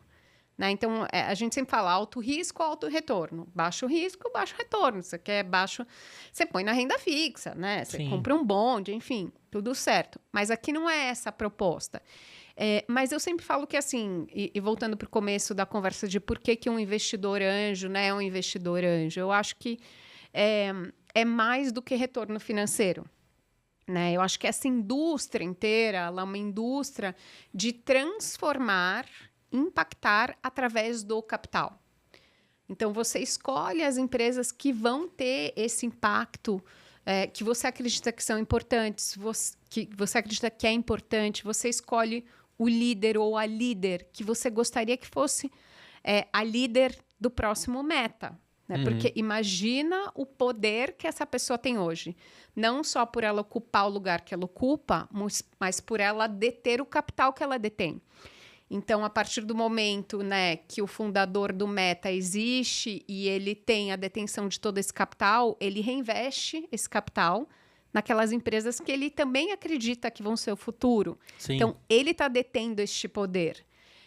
Então, a gente está escolhendo como indústria de venture capital o que vai ser o futuro do nosso mundo, de alguma forma. Sim. Então, para mim, é muito transformador. Né? É diferente de um mercado de ações. Você está vendo se aquela empresa vai melhorar, vai piorar, se aquele vai valorizar, não vai valorizar. Pô, mas o negócio já existe. Aqui você está fazendo uma aposta de futuro, naquilo que você acredita, de líder, de produto e de serviço. É diferente. Agora, Érica, aí tem uma linha aí que eu queria te perguntar, assim. Apesar de ser algo de muita razão, né, você, na sua declaração, tem muito propósito, tem muita construção. Né? Você está pavimentando o mercado, principalmente para fundadoras mulheres. Como é que você separa a razão da emoção na hora de investir? E se em algum momento a emoção falou mais alto na hora de você depositar naquela fundadora? Eu acho que como investidor anjo, você tem mais direito de usar a emoção. De novo, é o seu dinheiro. Quando você fala de um fundo, você não tem mais esse direito. Você perde o direito da emoção, porque você está com mandato de dinheiro de terceiros. Então, é puro retorno. Você está fazendo uma análise, né, que ela não é puramente financeira, porque você não tem muitos dados. Então, ela é muito qualitativa, porque pensa que a empresa existe há 2 anos. Quanto de informação você tem? Muito pouco. Então, você está fazendo uma análise entre quali e quanti, da equipe, do mercado, de tudo isso, para tomar uma decisão de retorno, porque você deve isso aos seus investidores. Então, é muito diferente de quando você é um investidor anjo, que você pode investir pela emoção. Sim. Então, eu acho que é distinto, né? O que faz com que um investidor anjo queira ser investidor anjo e colocar... Assim, eu já ouvi investidor anjo falar, pô, eu coloquei dinheiro ali naquela startup porque eu queria aprender sobre esse mercado. Ou porque eu queria ter contatos, porque a minha startup é meio adjacente e eu queria que me abrisse portas. Então, assim, tem muitas razões de por que você ser um investidor anjo. Se você é um investidor institucional, tem uma razão: retorno. Precisa dar lucro e ponto. Você precisa retornar o fundo. Senão você não vai captar um fundo 2, um fundo 3 e etc. Então, assim, é simples. Não tem muito como você ter emoção. Mas, puxa vida, mas a gente é humano. Então, como é que a gente tira a emoção da jogada, né? Então, claro, quando você faz análise de ação, é razão. Não tem emoção. Você nem conhece, né? Uhum. Você já ouviu falar daquele fundador e tal. Então, claro, a gente sempre tenta dissociar. E é uma questão nossa, da gente. Por isso que é importante, quando você tem um comitê de investimento, por exemplo, no caso de um fundo, você ter mais de uma pessoa. Porque, às vezes, você está com emoção, mas a outra pessoa não teve esse vínculo, ela não achou aquilo. Quando você está num grupo de anjo, a mesma coisa. A gente está discutindo aqui, puxa, será que investe, será que não investe? Pô, mas eu não gostei muito da founder, sabe? Então, quando você tem mais de uma pessoa, talvez você consiga diminuir um pouquinho isso. Mas é impossível. E eu sempre falo, a gente começou aqui falando, né, de por que as mulheres não vão para essa indústria. E aí a gente está falando dos dois lados da mesa, da indústria. A gente está falando de quem investe e a gente está falando de quem empreende, né? E aí a gente falou que as mulheres, às vezes, não vão muito fazer essas carreiras, né? E no venture acontece a mesma coisa. A gente tem poucas mulheres indo para essa indústria, ou seja, querendo ser analistas de venture e depois se transformando e fazendo parte dos comitês de investimento e etc. E eu sempre falo, né? Até desafiei algumas pessoas que eu conheço em faculdades importantes aqui de São Paulo, falando, puxa vida, gente, será que elas entenderam como é que funciona essa indústria? Porque não é finance hardcore o que a gente faz no Venture Capital. Não é M&A, né, o que a gente está fazendo. Tem uma parte que é networking, que é emoção, que é isso que você está falando. Uhum. É eu conhecer essa fundadora, eu entender de onde ela veio, o que ela fez, etc., o que ela está pensando em fazer e tal. É o que eu te falei, tem 2 anos de histórico de dado. O que é isso? É nada. Né? Não existiu ainda a jornada para a gente conseguir analisar. Se você está mais lá no late stage do Venture Capital, tudo bem, você tem muito mais informação, mas aqui no começo é muito pouco. Então, é muito de relacionamento, é você conhecer os outros fundos, é você conhecer as outras redes de anjo, é você estar dentro desse mercado, é você criar um relacionamento com o fundador, com a fundadora e etc. É relacionamento. Tem um pedaço de finanças? Tem. Mas tem um pedaço que é emoção e a gente conhecer a pessoa mesmo. Perfeito. Érica, agora a gente falando um pouco de futuro, o que na rede vocês buscam? O que tem aí para os próximos anos? Qual que é o momento atual de vocês? Eu queria escutar um pouquinho disso para quem está ouvindo também poder se conectar e usar esse networking, toda essa base, né, de construção. O Sororité é uma rede, como eu te falei, de 140 mulheres. Ela não é aberta, então as mulheres só podem entrar por indicação, né, porque tem uma questão também de confidencialidade, das pessoas se sentirem confortáveis e etc. Então, se alguém que estiver ouvindo aqui quiser fazer parte, procura lá no LinkedIn, vê se você conhece alguém da rede que possa te indicar para você fazer parte da rede. Então, a gente quer continuar construindo o Sororité Angel Network. Ele é composto por 3 pilares importantes. O primeiro é educação. Então, aquilo que a gente falou lá no começo, que eu não entendia nada e que é desconfortável você estar nessa posição. Então, como é que a gente faz para que todo mundo entenda todos esses termos e como é que funciona? Então, a gente traz isso. A gente tem uma plataforma onde as mulheres aprendem, tem vários vídeos e conteúdos sobre como funciona o Venture Capital, como funciona o investimento anjo, todas essas palavrinhas que a gente nem chegou a falar aí de cap table, enfim... valuation, post-money e pre-money e tudo isso. O segundo é networking. A gente acredita que as mulheres têm que se conhecer. E eu sempre falo, gente, você vai para um evento de networking, você conversa com a pessoa, você pede favor, você dá favor. Isso é fazer networking.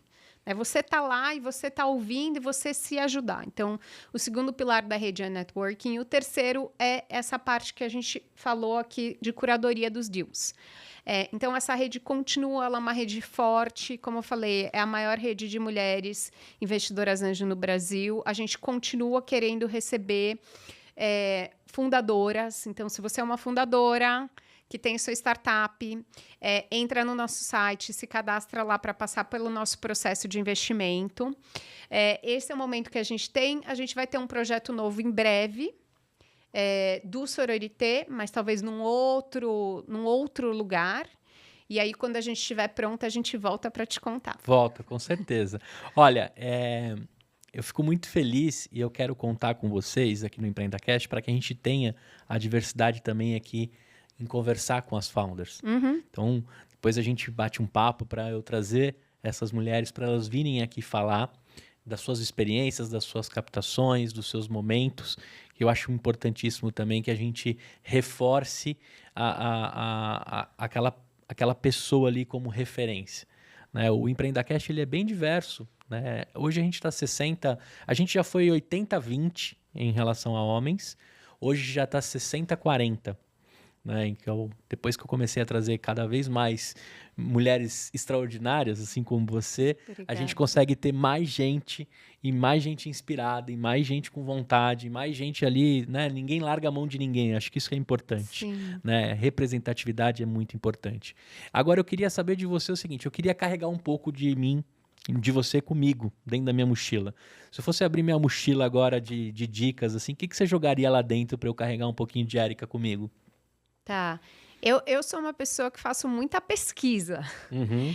Então, e eu sempre dou essa dica, e eu já falei sobre isso aqui, mas eu acho que se você for pedir dinheiro para um investidor, para uma investidora, para você, de novo, entender por que essa pessoa daria o dinheiro para você, qual que é a língua que essa pessoa fala, como que ela gostaria de ver as informações.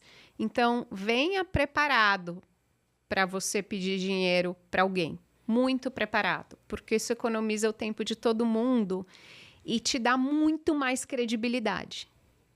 Perfeito. Tá guardado aqui. Agora, se a gente falar dos caminhos para a galera encontrar você, quais são as redes e as melhores redes para o pessoal, pegando a dica anterior, poder procurar você nas redes? E quais são elas? A gente tem o nosso site, que você pode entrar lá e que vale tanto para empreendedora como para investidora. Então, a empreendedora que está querendo buscar investimento pode entrar lá, como eu comentei. Mesmo que você não esteja pronta para receber investimento, vale a pena se cadastrar. Tá? A gente tem uma opção que a gente tem duas opções quando a empreendedora se cadastra sua startup. Uma é quero receber investimento e a outra é quero fazer parte da comunidade. Legal. Como fundadora. Então, você pode se cadastrar lá e a segunda persona é a investidora. Então, se você quiser saber mais, entender por que da nossa tese, né? Então, assim, por que a gente existe, quais são os números da disparidade de capital que está sendo direcionado para startups fundadas por mulheres, entra lá e, de novo, se você quiser ser uma investidora, a gente vai estar super aberto. É muito legal se você quiser aprender mais sobre Venture Capital, sobre investimento anjo. É apaixonante. Eu fui picada, né, por esse bichinho, você pode perceber. E eu acho que é uma indústria que transforma, né? Tem Sim. várias indústrias, então, claro que o governo pode transformar, mas eu acredito muito no capital também privado transformando. Sim, essa é uma tese que eu acredito demais, assim, pela mão dos políticos está difícil. Passaram-se aí muitas décadas, acho que centenas de anos e está difícil. Para você ter uma noção, o grupo atualmente investe em 16 startups e já movimentou mais de 6 milhões de reais entre as founders ali. Então, tem bastante oportunidade. Eu acho que ali tem um lance muito importante, todo o material que você puder consumir da rede, é entender um pouco do que esse smart money está ali para quem está sendo investido, mas também na adjacência ali, nos materiais, em tudo que elas estão distribuindo nas redes. Aí tem lá no Instagram, @sororité.vc, certo? Certo. .vc. E para conversar contigo, Érica Friedman, é assim que fala? Friedman. Friedman. No LinkedIn e no Instagram tá Érica_Free. F-R-I, tá bom? Todos os detalhes. Gostou de gravar esse podcast comigo, Érica? Muito legal. Obrigada pelas suas perguntas. Foram super generosas. Muito obrigada. Uma delícia conversar. Eu espero que você tenha gostado desse papo, assim como eu. Se alguém está precisando acessar esse conteúdo, passa para uma empreendedora, passa para um founder, passa para todo mundo que de fato precisa entender um pouquinho sobre isso. A Érica começou o discurso dela dizendo aqui que ela não tinha a mínima ideia do que era aquela sopa de letrinhas. Ela foi atrás de educação, ela construiu educação, ela reuniu mais gente e agora ela está movimentando isso, pavimentando o mercado. Talvez seja o momento de você ter caído nesse podcast e ter sido a primeira mordidinha que a gente fala e a primeira picada pro assunto. E eu acho que daqui para frente você pode construir muito, aprender muito aqui no Empreenda Cash e também ajudar alguém. De repente te fez sentido escutar ou você veio pela própria rede da Érica, manda para alguém que precisa conhecer isso também, né? Repassa, esse é o mais importante. Todos os detalhes e descrições aqui, né, junto com esse episódio no Spotify, no YouTube. Eu espero de verdade que você tenha curtido e esteja gostando dessa 5ª temporada. Érica, pode mandar um beijo olhando para aquela câmera? Para os seus filhos, eu acabei não perguntando os nomes, cometi essa indelicadeza, mas diga para mim quem são e já deixa um beijão para eles, que pelo menos um ouvinte eu tenho. Tá, não, vou passar uma outra mensagem Tá antes bom. de mandar beijo. Queria convidar as mulheres a serem investidoras, a darem os cheques para as mulheres, né? Então, como a gente falou, né, uma sobe, puxa a outra. Então, queria convidar quem tem interesse a se arriscar, aprender, claro, né? Você não vai só se arriscar, mas se arriscar aprendendo e dando cheques. A gente precisa de mais mulheres dando cheques e a gente precisa de mais meninas escolhendo essa carreira do Venture Capital e mais mulheres empreendendo, né? Ou no venture, né? Ou em startups, ou na economia real. Então, convido todas vocês. Sei que não é para todo mundo, mas se você acha que é para você, estou convidando você. E vou deixar o beijo para a Nath e para a Mel, que são as minhas filhas. Legal. E para o Fábio, meu marido. Muito bem. 3 ouvintes aí já estão garantidos, hein? Garantidos. Muito bem. Eu espero você numa próxima, de verdade, por meio do empreendedorismo, construindo. A gente vai mudar esse país, vai mudar esse mundo. Até a próxima. Tchau! Pode dar tchau pra galera aqui.